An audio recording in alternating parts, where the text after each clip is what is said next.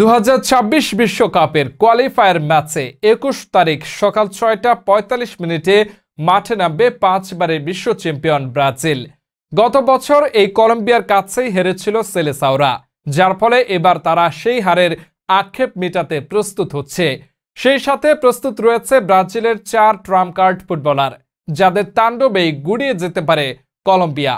তাহলে চলুন সেই 4 ফুটবলার সম্পর্কে বিস্তারিত জেনে নেওয়া যাক। 4 মার্কুইনহোস পিএসজি এবং ব্রাজিলের একজন প্রতিভাবান ফুটবলার। তার খেলার ধরন ও দক্ষতা তাকে বিশ্ব ফুটবলে একজন শীর্ষস্থানীয় ডিফেন্ডার বানিয়েছে। সে খেলার সময় যে কোনো পরিস্থিতিতে শট ব্লক ও ক্লিয়ার করার ক্ষমতা রাখে। কলম্বিয়ার জন্য তাকে মোকাবেলা করাটা সহজ হবে না। 3 ভিনিসিয়াস জুনিয়র ব্রাজিলিয়ান ফুটবলের একজন অপ্রতিরোধ্য গতি। ডিফেন্ডাররা যখন তাকে মোকাবেলা করতে যায়, তার দ্রুত গতির কারণে প্রায় পিছিয়ে পড়ে। তার খেলার ধরন ও মাঠের পরিস্থিতি অনেকটা পেলের মতো।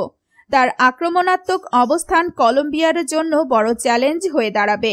2 ব্রুনো গিমারায়েস নিউক্যাসল ইউনাইটেড এবং ব্রাজিল জাতীয় দলের একজন ডিফেন্সিভ মিডফিল্ডার হয়ে খেলেন।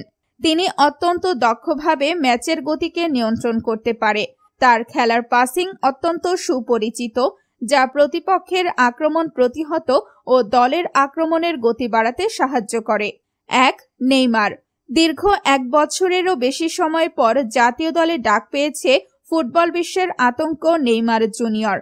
তাকে আটকানোর মতো ডিফেন্ডার এখনো ফুটবল বিশ্বে জন্ম নেয়নি। তার পায়ে বল থাকা মানেই ডিফেন্ডারদের জন্য এক ভয়ঙ্কর পরিস্থিতি সৃষ্টি করা। তার দ্রুত গতির স্কিল তাকে গড়ে তুলেছে বিশ্বসেরা।